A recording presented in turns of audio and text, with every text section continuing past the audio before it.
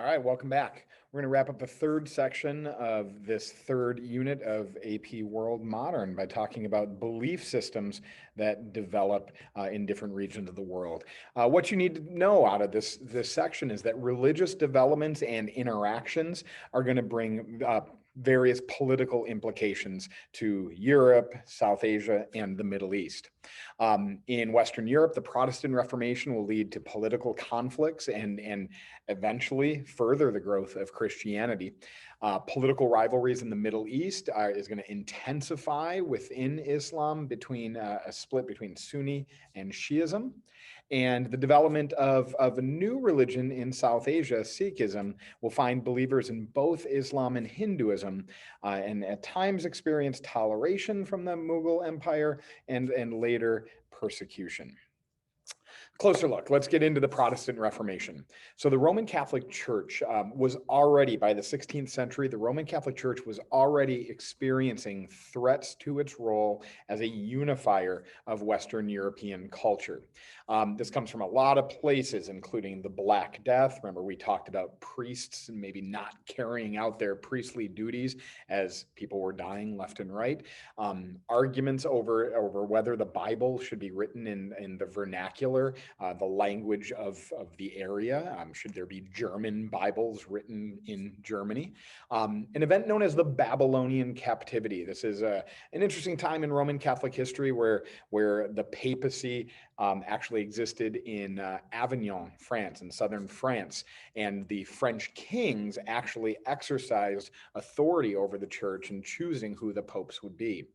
And along with that, throughout Europe, we're starting to see rising centralized authorities, as we already talked about. And again, having a rising king, a more powerful king, may not want to live beneath a Roman Catholic pope. Enter Martin Luther. In 1517, on Halloween of 1517, Martin Luther will publish and distribute his 95 Theses. Stories have it that he nailed them on the door of his church in Wittenberg, Germany. And within these 95 Theses, or 95 complaints or arguments against what the Roman Catholic Church has been doing, Martin Luther was looking to reform, to bring change to the Roman Catholic practices.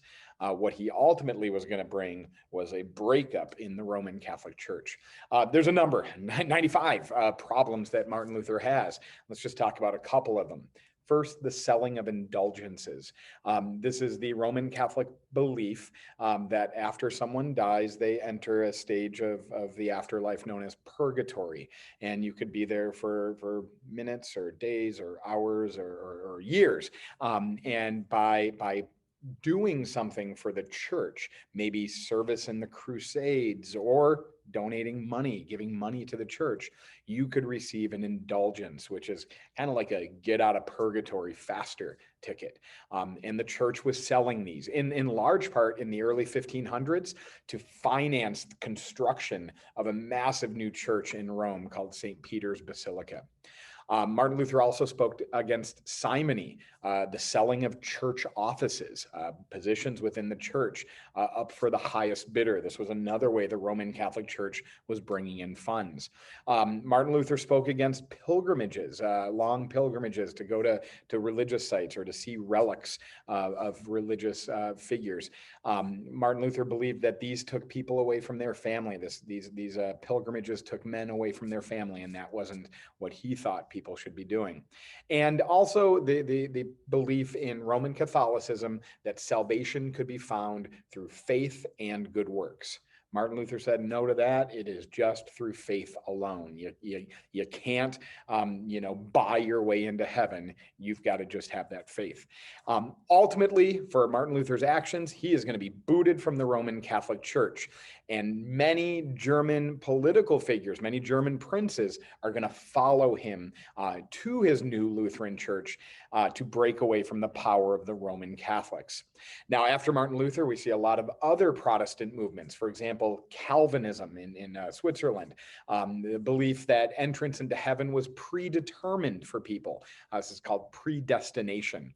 And that hard work and success was encouraged and praised. This gave rise to a notion called the Protestant work ethic, that prosperity in life, if you were like rich in life, that demonstrated that you were favored by God, that you were like elected as one of the predestined. In England, the classic story of Henry VIII wanting a divorce from his wife because his first baby was a girl, and the Roman Catholic Pope not granting it. Henry VIII then will just do what others in Europe are doing, break from the Roman Catholic Church to create his own church we call the Anglican Church, the Church of England, where the Pope isn't in charge, it's the King of England in charge, and the king can get a divorce if he wants. Following this Protestant Reformation, the Roman Catholic Church is going to come up with a reformation of its own called the Counter-Reformation. They need to stop the flood of people out of the Roman Catholic Church. A big meeting, you can see pictured here, called the Council of Trent, will be organized to reform some of the missteps the church had taken. For example, it will end the practice of selling of indulgences. The church will also increase the use of what was called the Inquisition. Inquisition were religious courts, try to root out non-believers and heretics, people that were, misguided in their, or the church felt was misguided in their teachings about the church. And the Counter-Reformation also sees the creation of the Jesuits. We're going to hear of these guys throughout the next unit. But the Jesuits was a new order of priests that was focused on missionary movement and education, each with the goal to grow the numbers of believers within the Roman Catholic faith. The Jesuits are particularly going to be important in missionary activity in Asia and the Americas and later Africa. This religious division in Western Europe is going to lead to some political conflicts within and between kingdoms.